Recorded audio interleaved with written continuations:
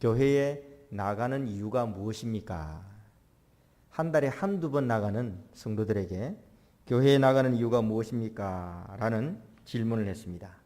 응답자의 81%가 하나님과 가까워지고 싶어서 라고 대답을 했답니다. 한 달에 한두 번 교회 다니는 사람들이 교회 나가는 가장 중요한 이유, 가장 큰 이유, 바로 하나님과 가까워 싶어서였습니다. 이 기간에서는 또 두 번째 대답도 확인을 했는데, 그 두 번째 대답은 자녀들이 도덕적으로 좋은 사람이 되기를 바라는 마음에서 교회 간다, 그렇게 대답을 했고요. 그 다음으로 많이 나온 대답이 어려움과 슬픔에 대한 위로를 받기 위해서 교회 갑니다, 그렇게 대답을 했답니다. 또 소수로 몇몇 성도들은 신앙의 유산을 지키기 위해서, 또 배우자나 가족의 기쁨을 위해서라고 그렇게 대답했답니다. 가족들이 자기가, 나는 믿음이 없지만 가족이 가기를 원하니까 한 달에 한두 번은 가준다는 거겠죠. 이 설문조사 기간에서 또 이번에는 매주마다 교회 가는 사람들에게 물었습니다. 매주일마다 교회 다니는 성도들에게 똑같은 질문을 합니다. 교회에 나가는 가장 중요한 이유가 무엇입니까? 여러분, 이번에는 대답이 뭐가 가장 많이 나왔을까요? 60% 정도 되는, 이 응답자의 60% 정도 되는 사람들이, 이 사람은 매주 교회 나가는 사람인데 그들 역시 하나님과 가까워지고 싶어서라고 그렇게 대답을 했답니다. 사랑하는 성도 여러분, 저와 여러분은 무엇 때문에 교회에 나옵니까? 여러분은 왜 이 자리에 나와 있습니까? 이 황금 같은 주일 저녁에, 그죠? 다른 교회는 다 낮에 드리는데 예담 교회는 저녁에 드리잖아요. 물론 그렇기 때문에 제가 올 수 있었습니다만, 이 주일 밤에 예배당에 여러분 뭐하러 나오셨습니까?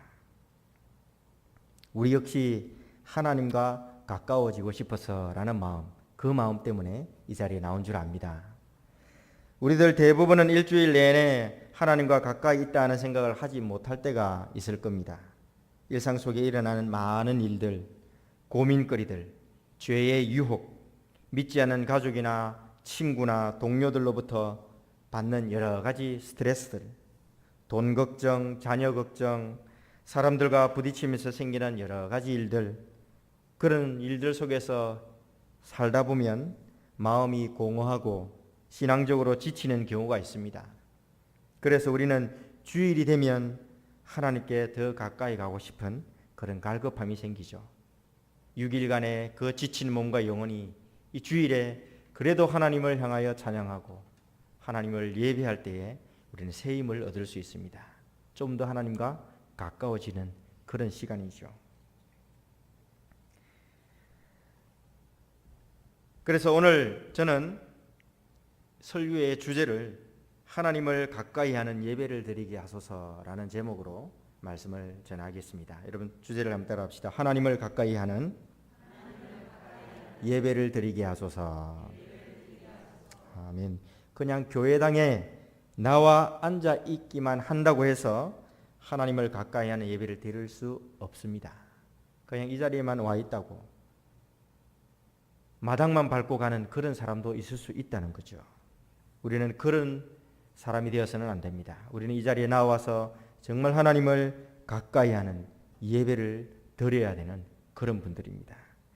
하나님께서는 하나님을 가까이 하는 예배를 드리기 위해서 몇 가지 원리를 우리에게 알려주셨습니다. 오늘 읽은 말씀을 통해서 우리가 어떻게 하면 하나님을 가까이 예배할 수 있을 것인가, 두 가지 원리를 말씀드립니다. 첫 번째는 기쁜 마음으로 헌신해야 합니다. 따라합시다. 기쁜 마음으로 헌신해야 합니다. 아멘. 하나님께서 이스라엘 백성들을 애굽에서 탈출시킨 목적이 여러분 무엇이라고 생각합니까? 왜 이스라엘 백성들을 애굽에서, 이집트에서 탈출시켰습니까? 노예에서 해방시키는 것, 그게 목적이었을까요? 그렇지 않습니다. 단순히 노예 해방, 그들에게 자유를 주기 위해서 아닙니다. 출애굽의 목적은 바로 하나님을 예배하는 것이었습니다. 하나님께서 모세에게 이렇게 명령하셨습니다. 너는 이스라엘의 장로들과 함께 애굽 왕에게 이르기를 히브리 사람의 하나님 여호와께서 우리에게 임하셨은즉 우리가 우리 하나님 여호와께 제사를 드리려 하오니 사흘 길쯤 광야로 가도록 허락하소서 하라. 출애굽기 3장 18절에서 하나님께서 이렇게 명령하셨어요. 애굽 왕에게 가서 이스라엘 백성들을 사흘 길쯤 광야로 데리고 갔다 오겠습니다 라고 그렇게 말해야 되는 목적이 뭐였습니까? 여호와 하나님을 제사하기 위해서요. 하나님께 제사 드리기 위해서. 여기서 제사는 예배를 말합니다. 여호와 하나님을 예배하기 위해서 이스라엘 백성들을 애굽에서 데리고 나오는 것, 그것이 출애굽의 목적이었습니다. 하나님께서는 이스라엘 백성들이 여호와 하나님을 예배하며 사는 그런 삶을 살도록 하기 위해서 그들을 애굽에서 꺼내셨습니다. 이스라엘 백성들은 애굽에서 탈출한 후에 홍해를 건너고 광야를 따라 시내산에 도착했습니다. 하나님께서 시내산에서 40일 동안 모세를 만났습니다. 모세에게 언약의 10가지 계명, 우리가 잘 아는 10계명의 말씀을 주시고 그 이외에 하나님께서 언약의 말씀들도 주셨습니다. 그렇게 10계명과 율법을 다 주신 그 이야기가 바로 출애굽기 1장부터 24장까지의 이야기입니다. 오늘 우리가 읽은 본문 바로 앞까지의 이야기가 출애굽과 그리고 시내산에서 율법과 하나님께서 계명을 주신 이야기입니다. 이제 오늘 읽은 25장부터는 새로운 이야기가 나옵니다. 성막을 만드는 이야기입니다. 출애굽기는 모두 40장으로 되어 있는데 여러분 그 중에서 성막을 만드는 이야기는 모두 12장이나 포함됩니다. 출애굽기 이야기 전체에서 40장이라고 하는 이 전체에서 4분의 1 이상을 차지하는 내용이 성막에 관한 가르침이라는 거죠. 그만큼 성막이 중요합니다. 출애굽기 25장 8절을 한번 보시죠. 출애굽기 25장 8절 같이 읽겠습니다. 내가 그들 중에 거할 성소를 그들이 나를 위하여 짓되. 출애굽을 시켜서 시내산에서 언약을 맺고 율법을 주신 이후에 그 다음 하나님께서 모세를 통해서 이스라엘 백성들에게 하라고 명령하신 게 바로 성막을 지어라 였습니다. 성막은 여러분 뭐 하는 곳입니까? 성막이 뭐 하는 곳이죠? 제사 드리는 곳이죠. 하나님을 예배하는 곳입니다. 하나님을 만나는 곳입니다. 하나님께서 이스라엘 백성 중에 거하겠다고 하나님이 천막을 만들게 하시고 그 속에서 자기 백성을 만나기를 원하셨어요. 그래서 광야로 가기 전에 가나안 땅에 들어가기 전에 하나님께서는 먼저 시내산에서 모세에게 율법을 다 주신 이후에 성막을 짓도록 명령하셨습니다. 내가 거기서 너희를 만날 것이라는 것이죠. 성막은 하나님께서 이스라엘 백성들과 가까워지는 장소입니다. 물론 하나님은 이스라엘 백성들과 항상 함께 하셨습니다. 그러나 성막이라는 장소는 특별히 하나님께서 더욱더 이스라엘 백성들과 가까워지는, 이스라엘을 만나는 장소였습니다. 하나님이 거하시는 성막에서 제사가 벌어졌습니다. 이스라엘 백성들은 하나님을 만날 수 있었는데 그 방법이 뭐냐면 바로 제사라고 하는 방법입니다. 하나님을 얼굴 두고 얼굴과 얼굴 만날 수 없습니다. 또 이 제사라고 하는 방식을 통해서도 모든 백성들이 하나님을 직접 만날 수 있느냐? 그렇지 않습니다. 누구를 통해서 제사를 드리겠습니까? 제사장을 통해서요. 하나님께서는 제사장을 통해서 이스라엘 백성들과 가까워지기를 원하셨습니다. 그래서 성막을 짓게 하시고 그곳에 내가 임하겠다. 너희들은 나에게 제사를 드리러 와라. 그렇게 말씀하신 것이죠. 그런데 여러분, 이스라엘 백성들이 하나님을 만나는 이 성막을 짓기 전에 하나님께서 가장 먼저 뭐라고 명령하신지 아십니까? 예물을 가져오라 그랬습니다. 예물을 가져오라. 출애굽기 25장 2절을 보시죠. 출애굽기 25장 2절 같이 읽겠습니다. 이스라엘 자손에게 명령하여 내게 예물을 가져오라 하고 기쁜 마음으로 내는 자가 내게 바치는 모든 것을 너희는 받을지니라. 아멘. 하나님께서 자기 백성들에게 성막에 대해서 구체적으로 말씀하시기 전에 물두멍은 어떻게 만들고 성수는 어떻게 만들고 제단은 어떻게 만들고 뭐 이런 여러 가지 구체적인 내용을 이야기하시기도 전에 하나님께서는 먼저 예물을 가져와라 그렇게 말씀하십니다. 여러분, 사실 이 순서는 우리가 생각하는 상식과는 좀 반대입니다.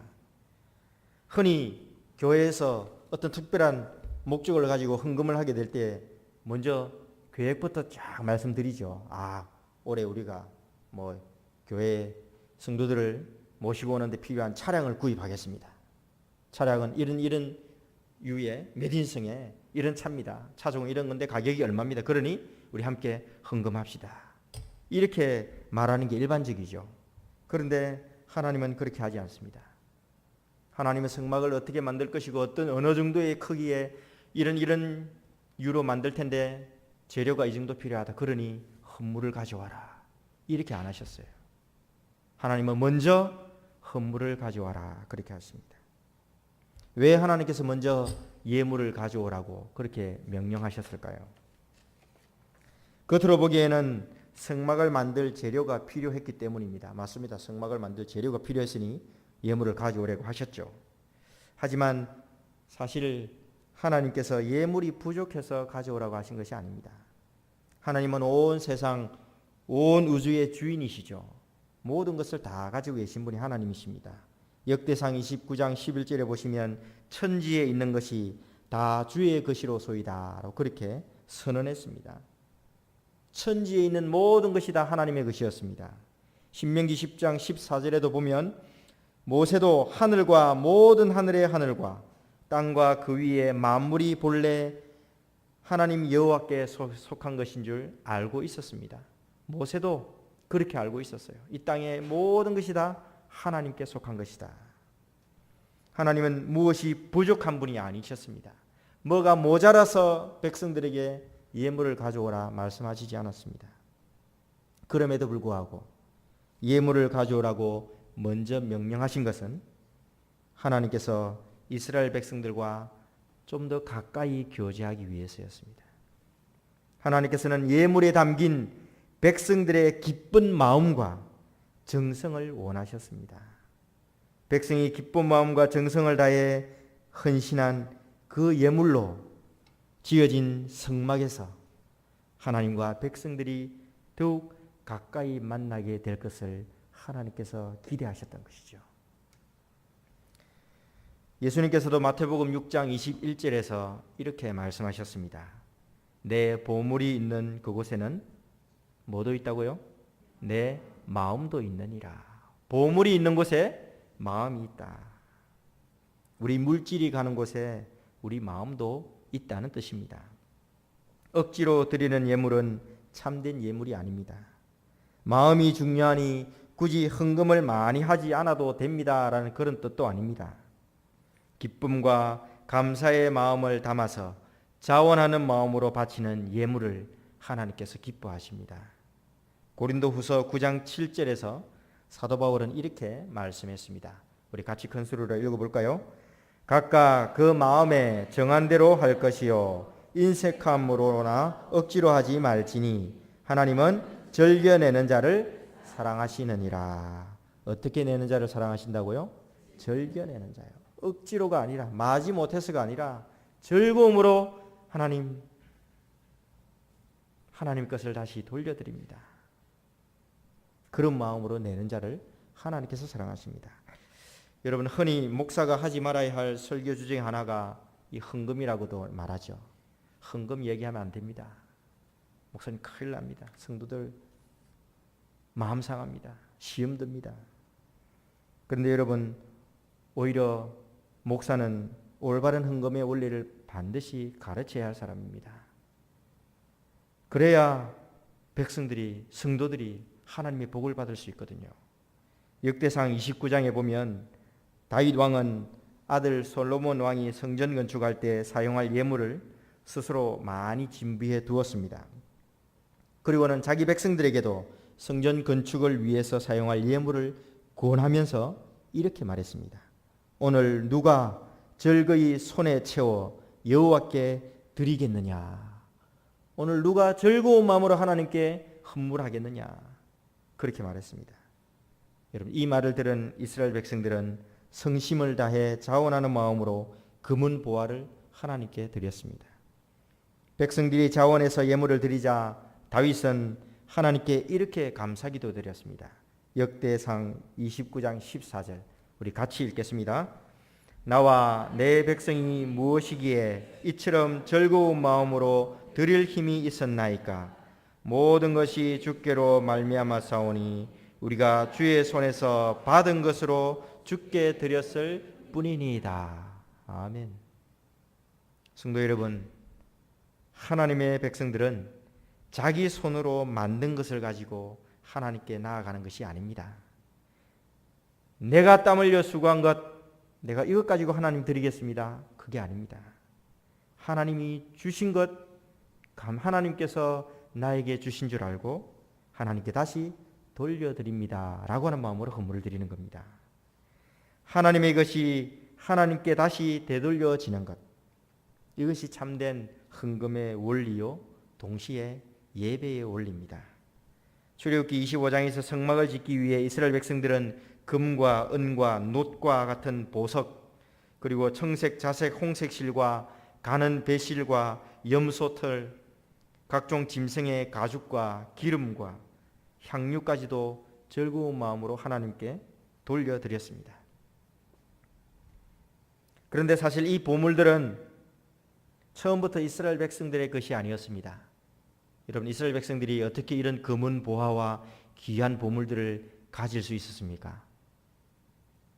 이들이 일을 해서 벌었습니까? 어떻게 해서 이 보물을 가지게 된지 아십니까? 출애굽할 때, 애굽에서 나올 때 하나님께서 애굽 사람들에게 금은 보화를 받아서 나오도록 그들에게 은혜를 주셨습니다. 출애굽기 12장 36절입니다. 같이 읽겠습니다. 여호와께서 애굽 사람들에게 이스라엘 백성에게 은혜를 입히게 하사 그들이 구하는 대로 주게 하심으로 그들이 애굽 사람의 물품을 취하였더라. 보십시오. 이들은 400년간 노예 생활을 했습니다. 노예가 무슨 삭시 있습니까? 월급이 있습니까? 그냥 입에 풀칠하는 정도가 전부였죠. 아무런 재산을 가질 수 없는 이스라엘 백성들이었는데 하나님께서 애굽에서 탈출하는 그 순간에 애굽 사람들에게 애굽 사람들의 그 마음을 하나님께서 감동시키시고 이스라엘 사람들에게 은혜를 입히사 그들에게 금은 보화와 각종 보물들을 다 받아서 나오도록 그렇게 허락하신 것이죠. 그러니 이스라엘이 지금 가지고 있는 은금, 폐물, 그 좋은 것들은 다 하나님으로부터 받은 것입니다. 이스라엘 백성들은 하나님의 은혜로 받은 이 은금, 폐물을 기쁜 마음으로 다시 하나님께 예물을 드릴 수 있었습니다. 사랑하는 성도 여러분, 예배는 하나님과 가까이서 만나는 것입니다.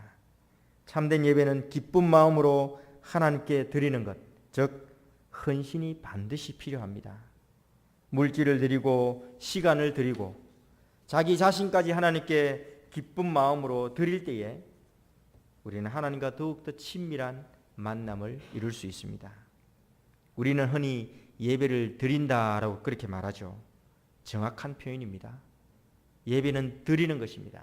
보는 것이 아니라 드리는 것입니다.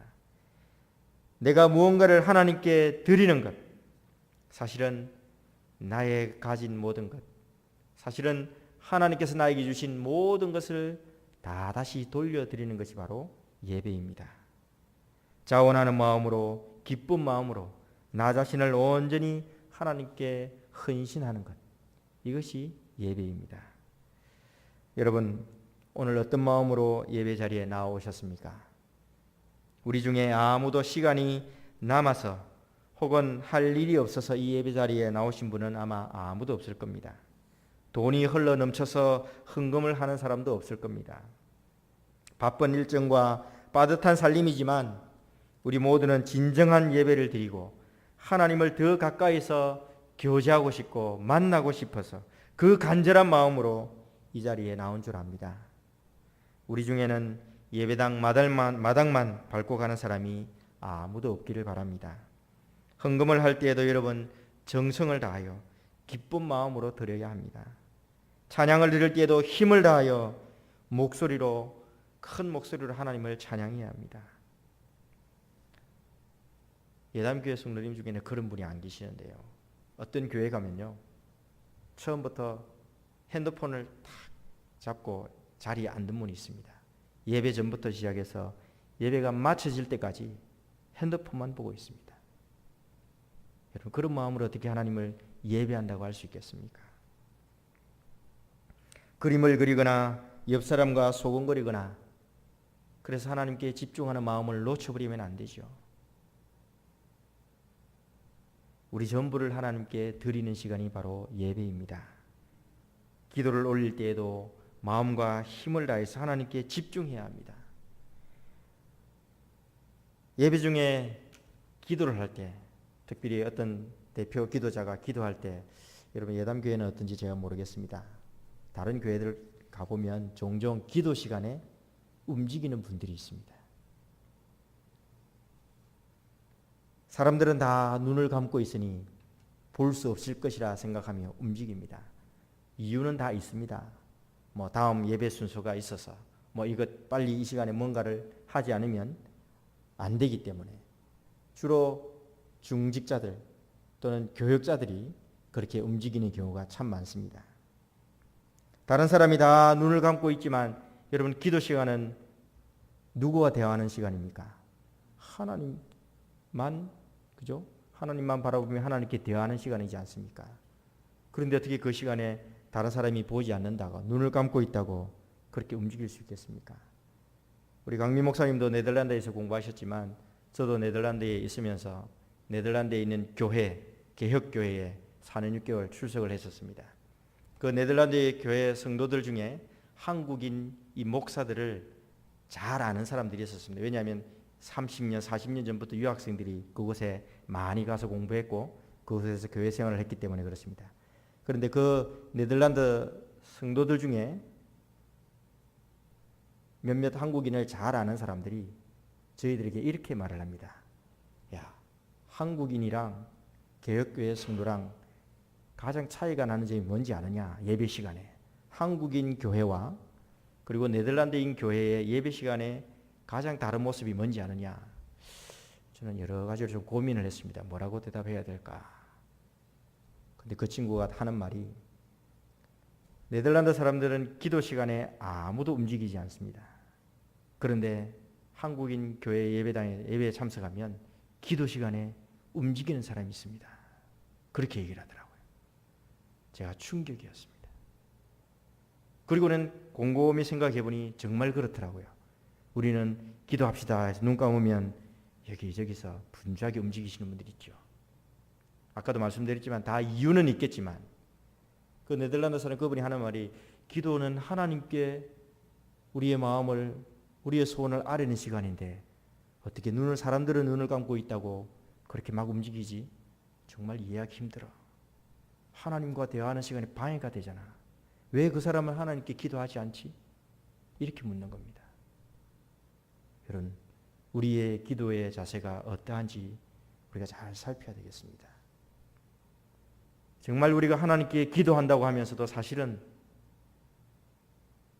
하나님을 향하여 우리가 마음을 들이지 못하는 그런 일이 없는지 우리가 종종 실수하지 않도록 우리가 하나님께 정말 기도 시간조차도 집중하여서 온 마음으로 하나님께 온 교회가 함께 하나님을 향하여 기도할 수 있는 그런 헌신의 모습으로 우리가 하나님께 나아가야겠습니다. 기도는 하나님을 향하여 우리의 마음과 뜻을 전하는 시간이기 때문에 그렇습니다. 다른 사람이 눈을 감고 있으니 다른 사람 안 볼 때 움직여야지. 여러분 절대 그렇지 않습니다. 하나님은 다 보고 계시죠. 하나님은 우리의 기도 소리를 듣기를 원하십니다. 하나님은 우리의 마음을 원하십니다. 그 시간에 우리가 움직이는 것 하나님 원하지 않습니다. 헌금을 드릴 때에도 인색하거나 억지로 하지 마시고 자원하는 마음으로 즐거이 드리는 자를 하나님께서 기뻐하십니다. 하나님께서 베푸신 은혜를 기억하면서 감사한 마음으로 헌금하고 기도하고 찬양하고 그렇게 예배드려야겠습니다.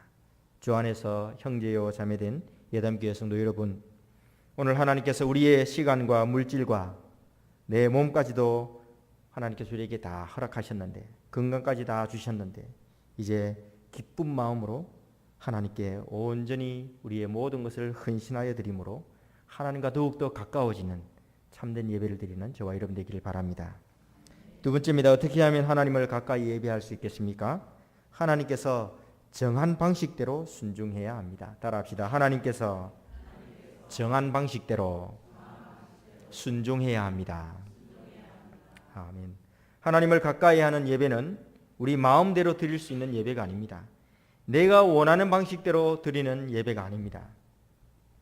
하나님께서 정하신 방식대로 드려야 하나님을 가까이 하는 예배를 드릴 수 있습니다. 출애굽기 25장 8절과 9절을 한번 보시죠. 출애굽기 25장 8절과 9절 같이 읽겠습니다. 내가 그들 중에 거할 성소를 그들이 나를 위하여 짓되 무릇 내가 내게 보이는 모양대로 장막을 짓고 기구들도 그 모양을 따라 지을지니라. 아멘. 사람의 재주와 지혜로 지은 성막은 그저 사람이 만든 집일 뿐이죠. 하지만 모세는 자기 재주나 지혜가 아니라 하나님께서 보여주신 모양을 따라 지어야만 했습니다. 모세가 생각하기에 하나님께서 거하실 성소, 하나님을 제사드리는 성막은 이런 모양이면 좋겠다. 이 정도 규모는 돼야지. 이런 재료를 사용하면 좋을 것이다. 모세가 그 모든 것들을 생각하고 만들어낸 것이 아닙니다. 그 모든 것들은 다 하나님께서 정해주신 방식대로 지어져야만 했습니다.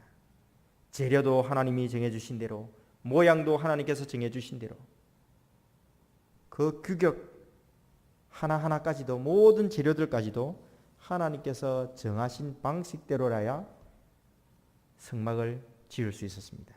사람의 방식으로는 지어져서는 안 되는 것입니다. 왜 하나님께서 그렇게 하셨을까요? 바로 하나님을 만나는 일이 하나님의 방식대로 가능하다는 것을 보여주기 위해서입니다. 너희들이 나를 만나기 위해서는 내가 가르쳐준 방식대로여야 한다라고 하나님께서 그걸 알려주기 위한 것이죠. 구약시대의 성막은 희생제사를 통해 죄를 제거한 후에 하나님을 만나는 거룩한 곳이었습니다. 성막에서 드리는 예배는 하나님께서 알려주신 방식대로 드릴 때 가능했습니다.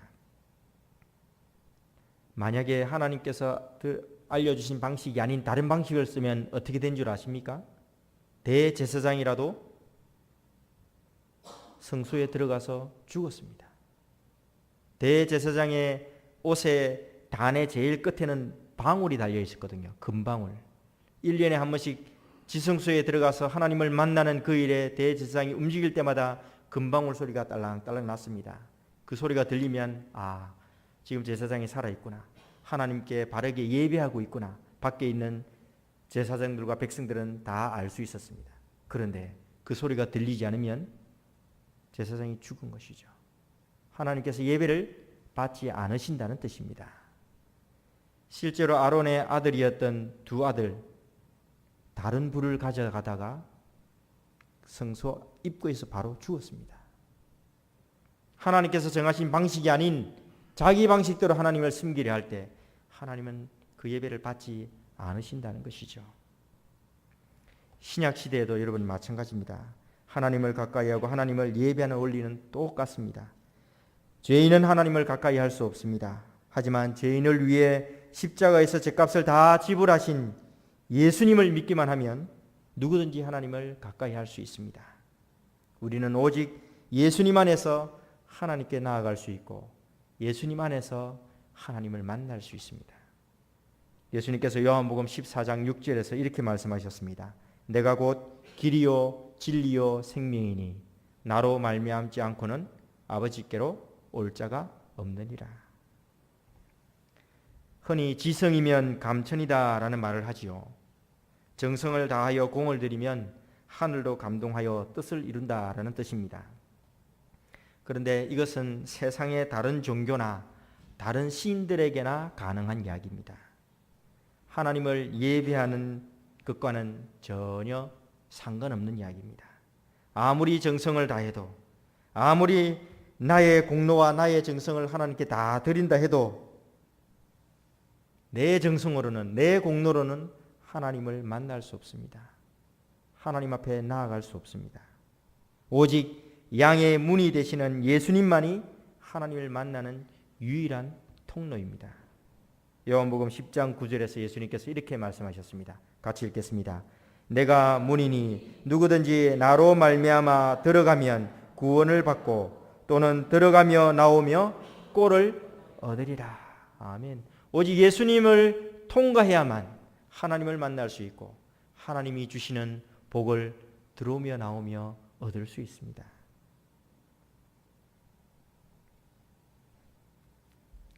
예수님 외에는 다른 문이 없습니다. 예수님 외에는 복을 얻을 길이 없습니다. 예수님의 십자가의 은혜만이 우리가 하나님께 가까이 나아갈 수 있고 하나님을 예배할 수 있는 유일한 방법입니다. 교회는 하나님을 예배하는 공동체입니다. 우리가 주일에 드리는 예배도 우리가 좋아하는 방식대로 드릴 수 없습니다. 하나님께서 원하시는 방식대로 진리의 말씀을 선포하는 예배가 되어야 합니다. 설교 시간에는 성경과 신앙 고백이 바르게 가르쳐져야 합니다. 세례와 성찬이 바르게 시행되어서 예수님의 십자가 은혜와 사랑을 눈으로 보고 몸으로 경험하는 의식이 이 예배 시간에 이루어져야 합니다. 성가대만 아니라 온 성도가 어른들과 아이들과 함께 하나님을 찬송해야 합니다. 기도 시간에는 나의 뜻이 아니라 나의 욕심이 아니라 하나님의 뜻이 이루어지기를 온 마음을 다하여서 하나님께 기도해야 합니다. 가끔 대표 기도 순서가 되면 아예 그 예배 시간에 나오지 않는 분들이 종종 있습니다. 예담교회는 어떤지 모르겠습니다. 다른 교회는 그런 분들이 종종 있더라고요. 사람 앞에서 기도한다고 생각하면 부담스러운 일이죠. 그러나 여러분, 오늘부터 생각을 바꾸십시오. 사람 앞에 기도하는 것이 아니라 누구에게 기도합니까? 하나님께 기도합니다. 하나님께 우리의 소원을 믿음으로 올려드리는 것이 기도지 않습니까? 좋으신 하나님 아버지께서 우리의 소원을 듣기를 원하십니다. 우리의 소원이 주님의 뜻 안에서 이루어지기를 원하십니다. 그것을 위해서 하나님은 우리의 기도를 듣기를 원하십니다. 그러니 여러분, 기도 시간에 순서를 맡을 때 결코 도망가지 마십시오. 종이에 적어서 차근차근 읽으시면 됩니다. 멋지고 화려한 문구가 필요하지 않습니다. 기도 순서를 맡았으면 일주일 전, 2주 전부터 하나님, 내가 어떻게 기도할까요? 무엇을 기도할까요? 그래서 한 문장 한 문장 여러분 써내려 가십시오. 읽으면서 또 고쳐 써 가십시오. 그렇게 할 때 정말 기도로 기도를 준비하는 그런 시간이 되겠죠. 그렇게 공적인 기도를 준비하여 드리는 그 기도가 하나님께 올려질 때 여러분 얼마나 하나님께서 기뻐하시겠습니까? 한 문장 한 문장 기도하며 준비한 그 기도를 하나님께서 기쁘게 들으시고 또 그 기도의 소원대로 하나님께서 주님 뜻 가운데 다 이루어 주실 것입니다. 예수님의 이름으로 구할 때에 하나님께서 반드시 이루어 주십니다. 그러니 성도 여러분, 하나님께서 정하신 방식대로 오직 겸손히 순종하여서 하나님을 가까이 하는 참된 예배에 성공하는 저와 여러분 되시기를 바랍니다. 말씀을 정리하겠습니다. 오늘도 하나님께 더 가까이 가고 싶은 갈급함이 여러분에게 있습니까? 그런 마음으로 이 자리에 나오셨습니까? 기쁜 마음으로 우리 자신을 하나님께 헌신하여 드립시다. 오직 하나님께서 정하신 방식대로 말씀에 순종합시다. 그리하여 하나님을 더욱더 가까이 친밀하게 만나는 예담교회의 모든 예배 시간이 되기를 주님의 이름으로 축원합니다. 아멘. 기도하겠습니다. 살아계신